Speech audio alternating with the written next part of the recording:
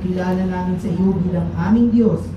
Maipakilala namin ang ganda, talento, at ang kultura ng Pilipinas sa pamamagitan ng aming kaayusan at pagkakaisa sa oras na ito. Lubos po namin hinihingi ang kaalaman na ang tunay na kalayaan at kapayapaan ay matatagpuan lamang sa iyo. Sa aming pagpapatuloy ng programa at selebrasyong ito, maging sa pagtatapos at sa aming pag-uwi, ikaw po ang mamuna at gumabay sa lahat ng aming aktibidad. At lagi naming alalahanin na ang lahat ng pagdiriwang ay naglalayong ibigay sa iyo ang kapurihan at karangalan.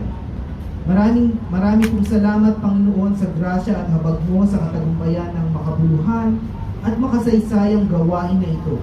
Sa iyo lamang, aming Diyos, ang karangalan at kaluwalhatian ngayon at magpakailanman.